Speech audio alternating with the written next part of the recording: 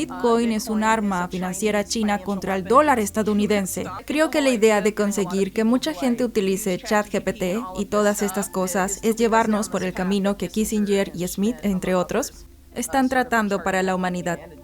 Es algo que realmente tiene bastante sentido común.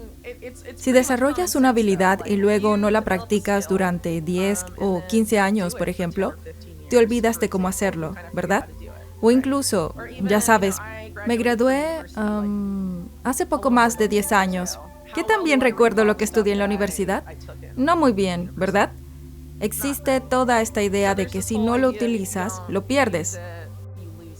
La gente depende de la IA para que les diga dónde girar cuando conducen su coche y ya nadie usa mapas reales. No me malinterpretes. Entiendo que es conveniente. No estoy diciendo que tengamos que volver a los años 90, pero ya sabes, se convierte después de un tiempo en una pendiente resbaladiza en la cual la gente dependerá de un ordenador que les diga qué hacer y cada paso a dar en sus vidas. Eso termina siendo microgestión hasta cierto punto. Y la idea es que la IA, a través de todos los datos que absorbe sobre nosotros, sabe tanto sobre nosotros. Algunas de estas personas dicen que nos conoce mejor que nosotros mismos. Eso permite un grado de manipulación sin precedentes. El problema es que las personas que producen y programan la IA, y en última instancia controlan la IA, y lo que puede hacer, no tienen en mente nuestros mejores intereses. No es buena idea entregarles nuestros cerebros en una bolsa. La inteligencia artificial por fin ha llegado.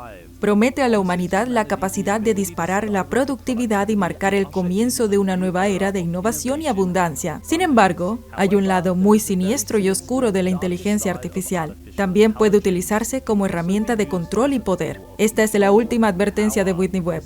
En su última entrevista, Whitney Webb explica por qué la IA es un terreno resbaladizo y por qué si se le proporcionan suficientes datos y cae en las manos equivocadas, puede utilizarse como una herramienta de manipulación sin precedentes. Asegúrate de quedarte hasta el final del video, donde Whitney explica por qué el poder debe ser retirado del control centralizado y devuelto a las manos de la gente. Un futuro en el que Bitcoin juega un papel importante. Volvamos a Whitney Webb y a los peligros ocultos de la IA. Sí, totalmente, pero ¿quién es el dueño de la IA? Es más bien de las empresas de Silicon Valley, incluso OpenAI. El proyecto de Sam Altman es esencialmente propiedad de Microsoft. Tienes a Microsoft, Google, Amazon, Oracle. Todas estas empresas son propietarias de casi todo, y todas estas empresas son contratistas de los militares y de inteligencia, ¿verdad? Puedes meter en la mezcla a Palantir también. Cuando se considera algo como Palantir, hacen un perfil de las personas, absorben todos tus datos y luego te hacen un perfil. Palantir puede perfilar si te consideran subversivo o no. ¿Y qué pasa cuando la IA tiene acceso a eso? Y se pone en control de cosas como la ayuda humanitaria, como están hablando de hacer, o a cargo del propio gobierno, de lo que también se habla en el libro de Schmidt-Kissinger. La cosa se complica. Mucha gente ha estado hablando de la llegada de una especie de paradigma de crédito social, por ejemplo. Y entonces, ¿qué pasa si hay una gran crisis? Si tu país es una zona de guerra o si la economía se hunde y dependes de la ayuda humanitaria o de algún tipo de ayuda del gobierno o de algún otro grupo y no hay suficiente para todos, ahí deciden, oh, bueno, es justo poner una IA superinteligente a cargo de ello. Y entonces esa IA será como, esta persona ha sido muy obediente y no ha cometido todos estos crímenes de pensamiento, no como tú. ¿A quién va a decidir darle las raciones de comida y cosas por el estilo, verdad? Ese es el riesgo de muchas de estas cosas cuando se ponen a cargo de demasiados sistemas. Han pasado de antes del algoritmo de la IA, la identificación de algo así como 15 a 20 objetivos al día, a la identificación de cientos de objetivos al día. Algo está pasando, lo que nos lleva a un problema. ¿Qué pasa si esta IA está utilizando la actividad de las redes sociales para decidir quién vive y quién muere literalmente? ¿Y qué pasa cuando Es decir, esta tecnología se exporta. El sector tecnológico de Israel es conocido específicamente por probar todo tipo de tecnología en Palestina, tanto tecnología de vigilancia como armamentística, y luego la exportan al extranjero. La tecnología de defensa de Israel y la industria de defensa es enorme. Es como, creo, una de las mayores partes de su PIB. Esto no se va a quedar ahí. Y el armamento de la IA también ha sido probado en Ucrania en un grado significativo. Hay un montón de gente, la misma gente que creó Palantir, esencialmente Peter Thiel. Mucho de ese dinero está detrás del armamento de la IA hoy en día. Eso es preocupante. Y luego tenemos otra cuestión. ¿Es realmente la IA precisa o no? Con el tema del reconocimiento facial hubo un informe hace unos años en el Reino Unido que decía que muchas de las cosas de reconocimiento facial que la Policía Metropolitana y otros grupos de aplicación de la ley estaban utilizando era increíblemente inexacta. Pero quieren seguir utilizándolo y profundizando en su participación en la identificación de personas, ya sea en eventos en vivo como de otros tipos, aunque fuera increíblemente inexacta. No puedo recordar la cantidad exacta, pero era como por debajo del 50% de precisión. En ese caso, tirar al aire una moneda es más preciso. ¿Y qué pasa cuando los algoritmos de la IA que eligen quién vive y quién muere, ya sabes, son puestos a cargo de cosas? ¿Tienen el 70% de precisión o menos? El gobierno es realmente corrupto con los contratistas. No siempre eligen el mejor contratista para el trabajo. Si alguien tiene conexiones, obtiene su IA, la exageran diciendo que tiene un 95% o más de precisión, pero no es auditada por una empresa independiente, ¿verdad? En realidad tiene un 65% de precisión o algo así, y la pones a cargo de cosas que tienen un efecto importante en la vida de personas. Ese tipo de cosas están sucediendo. También hablo de cosas que no necesariamente han sucedido aún, pero nos dirigimos hacia ello. La gente tiene que tener en cuenta que una gran cantidad de medios de comunicación alternativos recibe dinero de lo que me refiero como Thielverse, lo que se refiere a Peter Thiel, ¿verdad? Pero en realidad más ampliamente es la mafia de PayPal, como se le ha llamado. Personas afiliadas a PayPal en diversos grados, lo que por supuesto incluye a Elon Musk, tienen mucha influencia sobre los medios alternativos e incluso sobre plataformas de contenido como Rumble, y han estado financiando movimientos libertarios y todas estas cosas, pero realmente no los veo como libertarios en absoluto. Tomando a Peter Thiel como ejemplo, ya sabes, Peter Thiel afirma ser un maximalista de Bitcoin, ¿verdad? Y luego, después de decir eso, en un panel junto al entonces director de la CIA, Mike Pompeo, dijo: Bitcoin es un arma financiera china contra el dólar estadounidense. Y luego, en términos de libertarismo, ya sabes, Peter Thiel dice que es un libertario, pero en cambio creó Palantir, que es la herramienta de vigilancia más insana que la CIA tiene hoy en día. Literalmente le diste a la peor parte del Estado la peor herramienta posible. Pero, ¿eres un libertario y estás en contra de la extralimitación del Estado? De manera similar, Elon Musk, la gente tiene que observar las acciones de Musk y luego lo que dice. Y no hay suficiente gente que haga eso, ya sea con Musk o con cualquiera. Hay que fijarse en las acciones de la gente, no solo en lo que dicen, porque alguien puede decir todas las cosas correctas y luego estar jodiéndote totalmente a tus espaldas. Y si solo vas a tener en cuenta lo que te dicen y las excusas o lo que sea, nunca vas a averiguar lo que realmente está pasando. Y creo que esto es justo para Elon Musk también. ¿Compró Twitter para decir libertad de expresión? ¿O compró Twitter para tener una masa de datos para entrenar a la IA y para entrenar a todos los otros tipos de productos que tiene? ¿O lo hizo para, como ha admitido abiertamente, poder convertir Twitter, ahora X, en X, la aplicación del todo, lo que no solo se convierte en medios de comunicación social, sino que se convierte en la mitad del sistema financiero y en el WeChat americano? Por supuesto, WeChat en China es la aplicación del todo. Significa que tiene todos los datos básicamente. Si la gente la utiliza para todo, acumula más datos que todo lo demás y tiene todo el control. Tiene todo el control. Creo que la gente está siendo bastante ingenua respecto a esto porque Elon Musk es el hombre más rico del mundo, pero ¿es el hombre más rico del mundo por su propia iniciativa empresarial o lo que sea, o lo es porque sus empresas fueron sostenidas por los subsidios del gobierno que le permitió hacerse rico y es el hombre más rico del mundo porque trabajó con el Estado. Su compañía, SpaceX, es actualmente una contratista de la comunidad militar y de inteligencia. Su éxito depende de esos contratos. SpaceX y toda su trayectoria hasta este punto han dependido de los subsidios del gobierno o cosas de esta naturaleza. Eso es un problema. Esto es algo que la gente tiene que tener en cuenta. En última instancia, creo que hay muchos problemas culturales con la celebridad en Occidente, donde la gente ha sido entrenada para esperar a un salvador político que va a venir a salvarnos de todos nuestros problemas y nadie tiene que hacer nada. Podemos simplemente sentarnos y esperar a que la persona adecuada se presente a las elecciones. Entonces todos votaremos por ella y esa persona nos salvará mágicamente de todos nuestros problemas. La gente ha sido preparada para sentirse de esa manera. Se puede argumentar que tal vez las películas de superhéroes, la religión y todo ese tipo de cosas nos han moldeado culturalmente para ser así, pero eso es un problema. Lo que deberíamos hacer es responsabilizarnos de lo que necesitamos para sobrevivir y de lo que nuestras comunidades necesitan para sobrevivir. Ser lo más locales posible y no depender tanto de esta gente a nivel nacional o asumir que una persona puede arreglarlo todo porque eso no ha funcionado. Las cosas son más complicadas ahora de lo que han sido en mucho tiempo. ¿Podemos realmente esperar a la persona adecuada y depositar toda nuestra confianza en esa teórica única persona que va a salvarlo todo? No lo creo. Creo que es mejor emplear ese tiempo aprendiendo a hacer algunas cosas por ti mismo, asumiendo la responsabilidad de tu propia vida y tu bienestar y el de tu familia, ¿verdad? Mucha gente en los medios alternativos van a promover ciertas figuras y tal vez son financiados por ellos, tal vez no, ¿verdad? Pero en última instancia, mucho de lo que mantiene el sistema actual en el poder es nuestra confianza en él.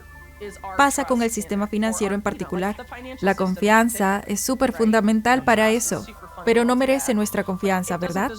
El sistema actual. Tenemos que retirar nuestro consentimiento al sistema y nuestra confianza a esas personas que han pasado décadas y décadas y décadas jodiendo a todo el mundo. Es hora de poner nuestra confianza en las personas que realmente lo merecen. Y muchas veces, en la vida de cualquier persona, la gente en la que realmente sabes que puedes confiar es en la gente que conoces a nivel local. Creo que es hora de empezar por ahí. Esto nos lleva también a la idea de la descentralización. Cuanto más poder recaiga en el ámbito local, menos poder tendrá el nacional, el estatal o lo que sea. Tiene que haber un cambio de poder hacia el público y hacia la gente. No podemos esperar a que el político adecuado se ponga al frente del Estado para dárnoslo, ¿verdad? Tenemos que hacerlo nosotros mismos porque, como hemos visto históricamente, el Estado, ya sea capitalista o comunista, acumula más dinero y poder para sí mismo. Ahí está Whitney Webb recordándonos el arma de doble filo que es la inteligencia artificial. No solo es un faro de progreso, sino también un potencial instrumento de control. Las ideas de Whitney han arrojado luz sobre la imperiosa necesidad de cautela y gobernanza ética de la IA. En su opinión, el poder de la IA no debe recaer únicamente en entidades centralizadas, sino que debe distribuirse para garantizar un futuro en el que la tecnología potencie y no domine. Recuerda que la conversación no termina aquí. Tu compromiso y concienciación son cruciales para dar forma a un futuro en el que la tecnología sirva positivamente a la humanidad. Si las ideas de Whitney han resonado contigo, considera la posibilidad de unirte al debate dejando un comentario a continuación. Por eso la CIA lanzó In-Q-Tel a finales de los 90 porque querían convertirse en grandes actores de Silicon Valley. Mientras que el sistema del petrodólar ha sido el estándar para mantener el dólar como moneda de reserva global, Estados Unidos ha ido a la guerra y ha matado a millones de personas para defenderlo. Hay casos en los que el gobierno de Estados Unidos, o más bien el imperio de Estados Unidos, está dispuesto a llegar a extremos para defender el dólar. Por lo tanto, la idea de que se quedarán de brazos cruzados y dejarán que la dolarización ocurriera sin tener algún tipo de plan en marcha es absurdo. Especialmente sabiendo que no podían mantener esto indefinidamente y que el mundo iba a pasar en algún momento a una economía post-petróleo. Creo que es importante tener en cuenta que estas personas han sido muy serias y han jugado muy sucio. Hay rumores y debates sobre el acuerdo del petrodólar entre Arabia Saudí y Estados Unidos. Algunos dicen que el acuerdo está llegando a su fin, mientras que otros lo califican de noticias falsas. Algunos incluso piensan que este acuerdo nunca existió. Whitney Webb, fundadora de Unlimited Hangout, afirma que el dólar estadounidense es fuerte porque puede mantener su valor en todo el mundo, incluso con inflación en su propio país. Por ejemplo, países como Argentina utilizan stablecoins en lugar de sus propias monedas ya que se inflan. Whitney cree que el declive del sistema del petrodólar es un cambio planificado con grandes repercusiones. Históricamente, Estados Unidos ha protegido el dominio del dólar, incluso utilizando acciones militares como la invasión de Irak en 2003 y el cambio de régimen en Libia en 2011. Esto demuestra lo importante que es el petrodólar para la economía estadounidense. Por ello, Whitney cree que Estados Unidos no permitirá que el sistema del petrodólar se debilite sin luchar. A medida que el mundo se aleja del petróleo, se espera que Estados Unidos utilice nuevas estrategias, posiblemente incluyendo criptodivisas, para mantener su poder económico. Quédate hasta el final del video para escuchar a Whitney Webb explicar cómo las grandes corporaciones desarrollan planes para mantener y fortalecer indefinidamente la supremacía financiera del dólar estadounidense. Ahora veremos a Whitney Webb mientras desentraña lo que el gobierno ha estado haciendo a nuestras espaldas. Bueno, en el caso del abandono del petrodólar por parte de Arabia Saudí, se podría argumentar que Mohammed bin Salman desde hace algún tiempo se ha estado alejando del dólar mucho antes de ese anuncio oficial. Básicamente, cuando llegó al poder, estaba tratando de llevar a Arabia Saudí a una economía post-petróleo. Lanzó su Plan Visión 2030 e hizo insinuaciones de que iba a tratar de alejar a Arabia Saudita del petróleo y convertirla en un líder de la cuarta revolución industrial, incluyendo la tecnología financiera. Y también hemos visto otros grandes actores en el petróleo de Oriente Medio, específicamente los Emiratos Árabes Unidos, por ejemplo, hacer esencialmente lo mismo. Por lo tanto, creo que es algo que ha sido planeado desde hace algún tiempo, y lo que es interesante es que MBS, tan pronto como llegó al poder y durante la administración Trump, estaba muy cerca del yerno de Trump, Jared Kushner, quien también sabemos por correos electrónicos que han salido desde entonces, promovía la idea de las stablecoins, algo así como la stablecoin oficial del dólar. En realidad creo que apareció en una entrada del blog de Sam Altman, que compartió con Steve Mnuchin del Departamento del Tesoro hablando de la moneda USD. Esto fue antes de que Circle lanzara la USDC. Interesante. Por lo tanto, es muy posible que estas discusiones se estuvieran teniendo hace algún tiempo. No es tan reciente como puede parecer basándose en los titulares que han estado saliendo recientemente.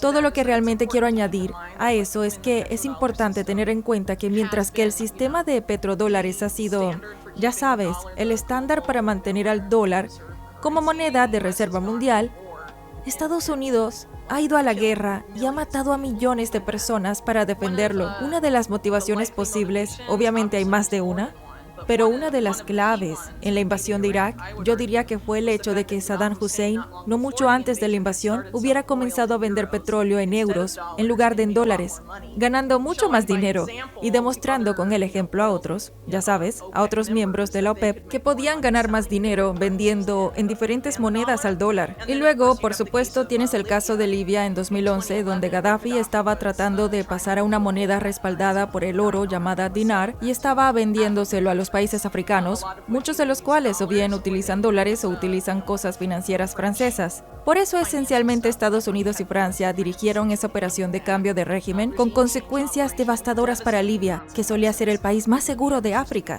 Luego se convirtió en el más peligroso y ha sido citado como un ejemplo o una razón de por qué la inmigración se salió de control en Europa después de ese punto. Por lo tanto, el dólar, hay casos en los que, ya sabes, el gobierno de Estados Unidos, o más bien el imperio de Estados Unidos, está dispuesto a llegar a extremos para defender al dólar. La idea de que simplemente se sientan de brazos cruzados y dejen que la dolarización suceda sin tener algún tipo de plan en marcha es absurda, sobre todo sabiendo que no podían mantener esto indefinidamente y que el mundo iba a pasar en algún momento a una economía post-petróleo. Creo que es importante tener en cuenta que estas personas han sido muy serias, han jugado muy sucio y han creado una inestabilidad insana solo para mantener al dólar como moneda de reserva mundial, ya que le da un montón de ventajas a Estados Unidos. Tengo la plena convicción de que tienen la intención de mantener esas ventajas, incluso si eso significa un sistema diferente. Y el panorama general es que países como Argentina y también el Líbano y varios países en todo el mundo han sido el blanco de la guerra económica desde hace mucho tiempo. Argentina es un muy buen ejemplo. Se podría argumentar que comenzó en los años 70 y 80 con la política económica, cuando Argentina era una dictadura militar. Algunas de las políticas financieras que se adoptaron fueron completamente locas. En los años 90, un neoliberal que en mi opinión fue muy malo para Argentina, Carlos Menem, y luego se produjo el colapso económico en 2001, pudiéndose argumentar que fue consecuencia directa de muchas de estas políticas, tanto de la dictadura como de la presidencia de Menem. Entonces intervinieron el FMI y todas estas otras entidades, y lo que intentaron hacer tras el colapso económico de 2001 es que Argentina participase en cosas como canjes de deuda por tierras o canjes de deuda por recursos. Eso ha estado ocurriendo no solo en Argentina, sino en gran parte de América Latina. Podría decirse que durante mucho tiempo, y es una apropiación de recursos. Algo a lo que aludimos en este artículo y a lo que esperamos aludir en los próximos informes y libro es que muchos de las personas sobre las que Mark y yo hemos escrito son los ingenieros de esto expresamente. Y al reventar la deuda de América Latina en los años 80 y 90, fue una manera de básicamente atar a América Latina a los Estados Unidos, o más ampliamente, a muchos de los intereses económicos transnacionales que tienen base en Estados Unidos, como los bancos de Wall Street, por ejemplo. Ellos diseñaron mucho de esto. La situación actual de Argentina no surgió de la nada, y obviamente el Banco Central de Argentina, el Banco Central de Argentina tiene gran parte de la culpa. Pero eso tampoco ocurrió en el vacío. Los presidentes nombraron a los jefes del Banco Central que hicieron estas políticas. Incluso alguien como Milei, que ha arremetido contra el Banco Central de Argentina, puso a un expresidente del Banco Central en un alto cargo de su gabinete. Son decisiones tomadas por los políticos. Como alguien que ha estado informando desde el terreno en Argentina y de la política argentina, diré que la corrupción allí es... Hay políticos en Argentina que ni siquiera tratan de ocultar lo corruptos que son. Es simplemente flagrante, en algunos casos, de una manera que nunca he experimentado en ningún otro lugar del mundo. Por lo tanto, honestamente creo que lo que está sucediendo en Argentina, sí, esas personas pueden necesitar stablecoins debido a la situación económica actual, pero creo que fue diseñado para ser de esa manera. Ellos diseñaron esa posición. ¿Quién se beneficia de eso? Las mismas personas. Yo argumentaría que crearon tanto la solución como el problema. Añadiría también lo del juego de Tether. Es muy similar, aunque al revés de lo que Elon Musk está haciendo. Tether comenzó con el dinero, ¿cierto? Con la stablecoin, y ahora está en los satélites y en los chips de cerebro. Musk está haciendo chips cerebrales y satelitales, y se hizo cargo de una red social, sin duda por los datos del usuario, y ahora se está convirtiendo, ha sido muy explícito con sus intenciones, convertir Twitter, X, en un banco que espera que sea la mitad del sistema financiero. ¿Por qué está ocurriendo esto? Es muy extraño, y luego, cuando se consideran todos estos vínculos con PayPal, por supuesto, Musk es un cofundador de PayPal, es todo como muy... En el caso de la inteligencia de Estados Unidos, si te remontas al principio, incluso ha habido directores adjuntos de la CIA que lo han dicho, todos eran personas de Wall Street al principio. Eran abogados de Wall Street, banqueros de Wall Street, y desde ese momento, desde la génesis de la CIA, ha habido puertas giratorias entre la CIA y Wall Street que han continuado hasta hoy. Y en realidad se podría ver a la CIA como una empresa público-privada, y en cierto sentido es una agencia de seguridad pública, pero más o menos ha funcionado a lo largo de su historia como la policía secreta de Wall Street. Es por lo que sus primeros golpes, por ejemplo, como su primer golpe en Guatemala, que se hizo en nombre de United Fruit, una importante corporación multinacional con sede en los Estados Unidos, que curiosamente más tarde fue adquirida por el padre de Leon Black, y luego por el mentor de negocios, Leslie Wexner. Conozco ese nombre. Sí. Y luego también tienes el golpe de Estado en Irán sobre el petróleo angloamericano y cómo perdieron sus participaciones. El golpe de 1973 en Chile se puede argumentar que fue a causa de los esfuerzos para nacionalizar el cobre y a todas estas empresas mineras, en gran parte occidentales, que perdieron, y por eso dieron un golpe de Estado. Realmente ha sido simbiótico durante algún tiempo, y creo que a medida que avanzamos en la era de la información, la CIA vio una oportunidad. Bueno, déjame retroceder un poco.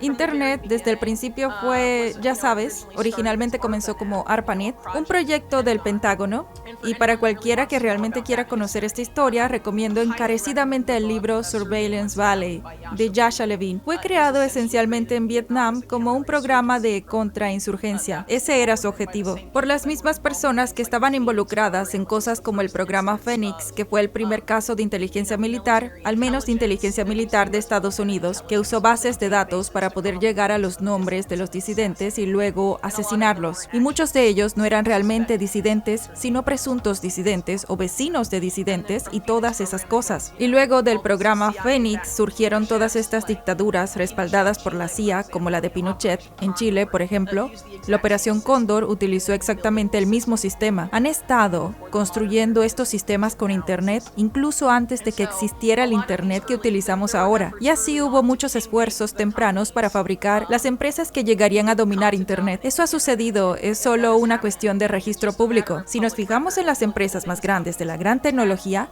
ya sabes, hice un trabajo sobre cómo Facebook fue lanzado esencialmente como una resurrección de un programa fallido de DARPA llamado LifeLock por la misma persona que resucitó el programa fallido de DARPA, Total Information Awareness, una de las propuestas de vigilancia más locas de la historia de Estados Unidos, resucitado como Palantir. Puedes agradecérselo a Peter Thiel, cofundador de PayPal, y de muchas de estas otras empresas que se han convertido en enormes. Google, por ejemplo. Hay un buen artículo de Nafez Ahmed, publicado en InSearch Intelligence, llamado ¿Cómo la CIA hizo Google? Y nos fijamos en muchas de estas empresas. Encuentras a las agencias de inteligencia desde el principio. Palantir, el cual mencioné antes, se fundó con dinero In-Q-Tel y fue desarrollado muy de cerca con la CIA. Comenzó en PayPal. Es una semilla de PayPal. Eso es lo que es Palantir. Oracle, otra gran empresa en Silicon Valley. Larry Ellison, antes de iniciar Oracle, estaba trabajando en el proyecto Oracle de la CIA de base de datos y fue básicamente la infraestructura del Oracle que conocemos ahora. En muchos de estos ha habido una gran cantidad de simbiosis entre las agencias de inteligencia y estas grandes empresas durante mucho tiempo, y no podrían haberlo hecho sin capital de riesgo. Podría decirse que por eso la CIA lanzó In-Q-Tel a finales de los 90, porque querían convertirse en grandes actores de Silicon Valley. Tras el colapso económico de 2001, Argentina estaba en apuros, cambiando tierras y recursos por aliviar la deuda. Grandes grupos internacionales, en su mayoría estadounidenses, controlaban estos tratos. Whitney Webb dice que las stablecoins pueden ayudar un poco, pero no resuelven los problemas principales. Los problemas de Argentina se remontan a la dictadura de los años 70 y 80 y a las políticas de los 90 bajo Carlos Menem. Esto hizo que Argentina dependiera de la ayuda exterior como la del FMI. Whitney sugiere que Argentina necesita soluciones a largo plazo que reduzcan la dependencia de las fuerzas externas y garanticen la estabilidad. Por último, el sistema del dólar estadounidense, reforzado por acciones militares y económicas, se enfrenta ahora a nuevos retos por el ascenso de potencias económicas y el cambio de la política mundial. A medida que el sistema del petrodólar se debilita, los países están utilizando diferentes herramientas financieras y monedas digitales para ganar independencia económica e influencia. Esto está dando lugar a nuevas y complejas estrategias económicas de estabilidad. El nuevo sistema que están imaginando, un sistema para quitarnos toda nuestra privacidad, autonomía y libertad. Están sacando al imperio de Estados Unidos fuera de él y lo están haciendo con lo que viene siendo básicamente un arma directa de los banqueros. Por lo tanto, en lugar de los banqueros comprando los intereses de los políticos de Estados Unidos, influyendo en el imperio de Estados Unidos y consiguiendo lo que quieren de esa manera, están reimaginándoselo para crear este nuevo sistema económico del que ya hemos visto algunas partes en los últimos años. La idea del dinero programable y vigilable, y también esta idea de un mercado voluntario de carbono cuyo objetivo es que sea voluntario solo de nombre, al igual que el DNI digital y todas estas cosas. El FMI y el Banco Mundial están íntimamente ligados al imperio estadounidense. El ejército estadounidense admitió. Incluso los documentos fueron publicados por Wikileaks, que son armas financieras del ejército estadounidense, el FMI y el Banco Mundial. La periodista de investigación Whitney Webb acaba de dar su última advertencia sobre BlackRock y Wall Street. Se está forjando un nuevo sistema de dinero programable que puede ser controlado y dirigido únicamente por la autoridad y los elitistas. Esto es solo el principio. Whitney Webb, columnista e investigadora, habló recientemente en el podcast de Jimmy Dore sobre lo que ella cree que la clase elitista está planeando para la gente normal. Según ella, estas élites quieren controlar todos los activos e introducir créditos de carbono, alegando que es para la protección del medio ambiente. Sin embargo, Webb cree que esto es solo el principio y que se avecinan planes más complicados. Asegúrate de quedarte hasta el final del video, ya que Whitney Webb revela más observaciones alucinantes sobre el nuevo sistema que están imaginando. Un sistema para quitarnos toda nuestra privacidad, autonomía y libertad. Quédate con Whitney Webb y con lo que han planeado. Ha sido criticado por la gente de la izquierda y de la derecha. Incluso los principales medios de comunicación se han hecho eco de ello en numerosas ocasiones. Nos podemos fijar en la Alianza Financiera de Glasgow para Net Zero, que fue creada por Mark Carney y Mike Bloomberg.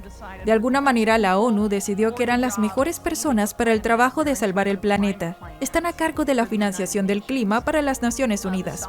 El alcalde de Nueva York, multimillonario de Solomon Brothers, Mike Bloomberg, y el jefe del Banco de Inglaterra y del Banco de Canadá, ex Goldman Sachs, Mark Carney, ellos son los que están salvando el planeta para la ONU. Por lo tanto, ellos son los que están reimaginando todo esto. El sistema bancario multilateral de desarrollo, y parte de esto implica ese juego del mercado de carbono, en el que el Banco Mundial, junto con Google y algunos otros actores, están desarrollando carteras climáticas. Lo están diseñando. Está diseñado para funcionar en la red Chia. Es del mismo tipo que inventó BitTorrent, su nuevo proyecto. Dicen que es una especie de blockchain, de red cero, supongo. Básicamente, la idea de todo esto es que la gente participe en el mercado de carbono que está por llegar y que la gente sea capaz de monetizar la naturaleza. Hay un montón de cosas pasando con los créditos de carbono y los mercados de carbono en este momento. Es un área legal muy turbia y estoy muy preocupada por ello. Porque tenemos toda esta cuestión mencionada, pero relativamente inexplorada, de los llamados derechos de carbono, donde la persona que compra el crédito de carbono puede obtener derechos sobre el carbono en el bosque que el crédito representa. ¿Tiene sentido? Compro un crédito de carbono en este bosque de la selva colombiana y ahora soy potencialmente el propietario del carbono de esos árboles, así que puedo decidir qué pasa con ese carbono. Y las personas que en realidad son dueños de la tierra, como los colombianos, no lo poseen más potencialmente. Es una zona gris bastante turbia. Por lo tanto, está abriendo el camino a algunos acaparamientos de tierras en el sur global. En definitiva, hay un montón de cosas muy inquietantes sucediendo en la Tierra del mercado de carbono, e incluso bajo la idea de, ya sabes, reducir los niveles de CO2 y todo eso, el mercado de carbono tal y como ha estado funcionando, ya sabes, simplemente no lo ha hecho. Ha sido criticado por la gente de la izquierda y de la derecha, e incluso los principales medios de comunicación se han hecho eco de que hasta el 90% de todos los créditos de carbono en el mercado en este momento carecen completamente de valor y sentido. Estamos básicamente como con el escándalo de los bonos basura de la década de 1980 de nuevo, y lo que es interesante es que la persona que inventó los mercados de carbono y el comercio de créditos de carbono es un tipo llamado Richard Sandor, que trabajó en Drexel Burnham Lambert, el banco del escándalo de los bonos basura de la década de 1980. Fue vicepresidente senior hasta que fue contratado por la administración de George Bush, padre, para aplicar el libre mercado a las cuestiones ambientales para la EPA de Bush padre. Y luego fue contactado por este oligarca de los Rockefeller que estaba en la ONU llamado Maurice Strong para desarrollar la misma solución para el carbono. También es el padre de los derivados de los futuros financieros que, por supuesto, ayudó a explotar en 2008. El tipo que inventó todo eso es el tipo que inventó el comercio de los créditos de carbono y también quiere hacer un mercado igual para el agua y el aire, para poder básicamente obtener impuestos sobre esto también. Creo que vamos a seguir viendo mucho de este empuje para que los países económicamente desestabilizados en América Latina utilicen stablecoins denominados en dólares. Eso es lo que está pasando en Argentina, por ejemplo. Debido a los problemas con el peso y al haberse devaluado tanto, incluso bajo el mandato de Milei, la gente está acudiendo en masa hacia los dólares esencialmente, hacia las stablecoins como Tether, USDT o Circle, USDC. Todo este ecosistema criptográfico en Argentina está en gran parte manejado por esta red en particular que está íntimamente ligada a la compañía satelital de la que hablé. Están todos ligados a este grupo llamado Endeavor, que tiene una sucursal en Argentina. Tienen sucursales en todo el mundo. Están en Estados Unidos y su junta directiva está presidida por Edgar Bronfman Jr. de la familia Bronfman. Si estás familiarizado con mis libros, está íntimamente ligada al crimen organizado y básicamente a la gente detrás de Justin Trudeau. Otra persona en su consejo es Reid Hoffman, que es el cofundador de LinkedIn, que era un miembro de la llamada mafia de PayPal y probablemente la persona más cercana en Silicon Valley. Reid Hoffman es un gran financiador de las causas demócratas y los demócratas, pero otros miembros del consejo, entre comillas, de la mafia de PayPal, son el apoyo de Trump. Por ejemplo, Peter Thiel fue una gran fuerza en el equipo de transición de Trump. La gente que trabajó muy cerca con Thiel y Palantir básicamente dirigieron todas las primeras decisiones políticas y nombramientos del Departamento de Defensa de Trump, y ha habido y sigue habiendo, creo, una gran cantidad de conexiones entre la mafia de PayPal y Trump.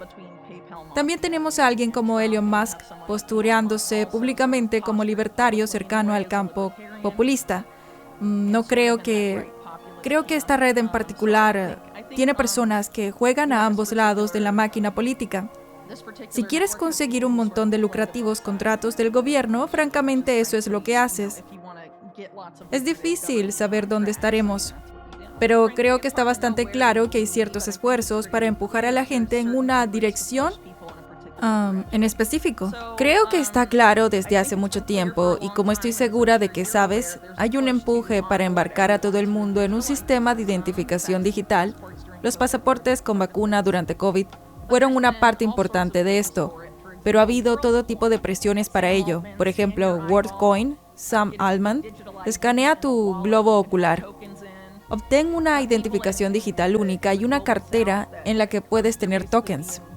La gente en el sur global básicamente son sobornados para dar sus datos biométricos al tipo que dirige OpenAI con Microsoft y esas cosas. Estas identificaciones digitales, las iniciativas se ponen a prueba constantemente en gente vulnerable, pero el objetivo es expandirlo a nivel mundial y que se interconecte con una cartera digital donde el dinero sea programable y vigilable. Mucha gente está hablando de las CBDCs, la moneda digital emitida por el Banco Central, pero también va a haber monedas digitales igual de vigilables y programables que serán emitidas por el sector privado en los bancos de Wall Street, y de eso no se está hablando suficiente.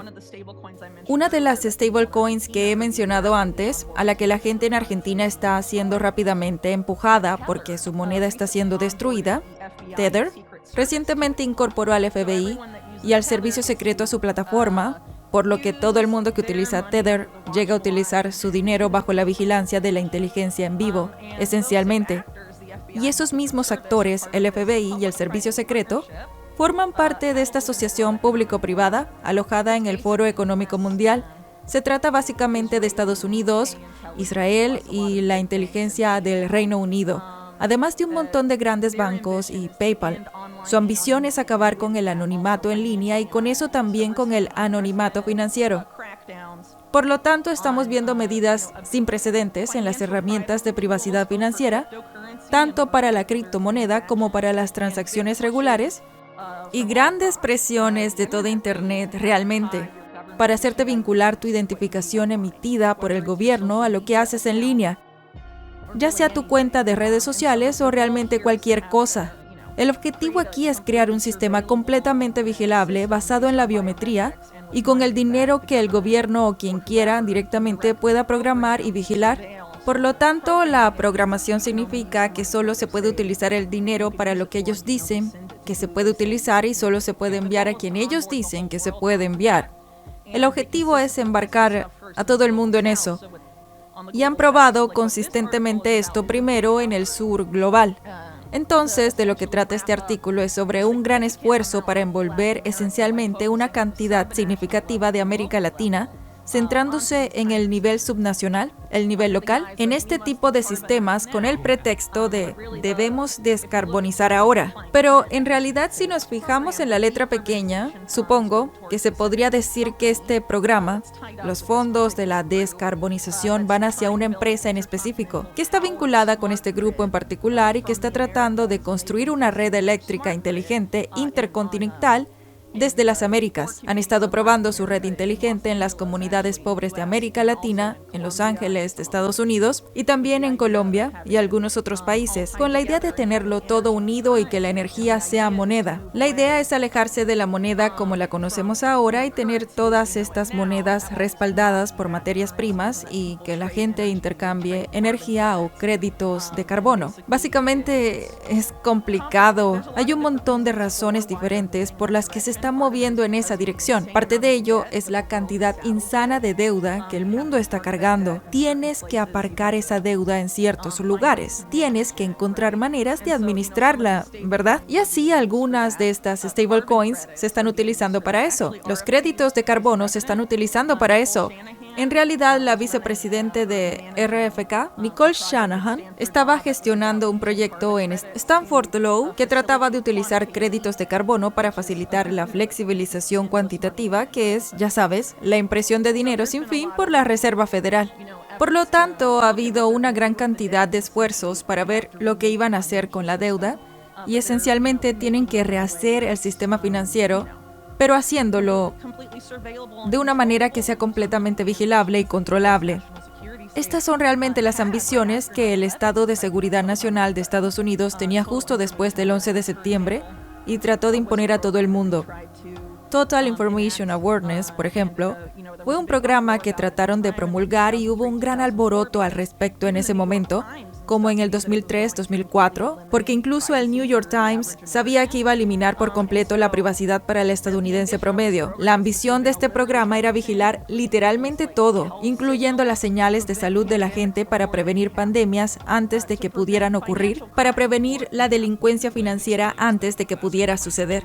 Whitney Webb explica que la Alianza Financiera de Glasgow para Net Zero quiere que el sector financiero ayude a reducir las emisiones de carbono creando mercados de carbono y monederos climáticos digitales similares a los monederos de criptomonedas. Sin embargo, estos créditos de carbono podrían dar lugar a disputas territoriales y a menudo se consideran ineficaces. Cree que se generalizarán las monedas digitales de bancos centrales, lo que podría reducir las libertades personales y aumentar la vigilancia sobre los individuos. A diferencia de las criptomonedas descentralizadas como Bitcoin, diseñadas para estar libres del control gubernamental, las CBDC estarían controladas por los bancos centrales, lo que permitiría a las élites vigilar y regular las transacciones diarias de la gente. Webb también señala que estos esfuerzos podrían formar parte de un plan más amplio para controlar el uso del dinero, ya que las identificaciones digitales y el dinero programable facilitarían a las autoridades el control y la regulación de las transacciones. Esto podría significar menos libertad financiera para las personas y más poder para quienes tienen el control. Espero que hayas disfrutado del vídeo. Asegúrate de darle al botón de suscribirte para ver más vídeos increíbles como este. Esto ha sido Mentes Brillantes. Gracias por vernos.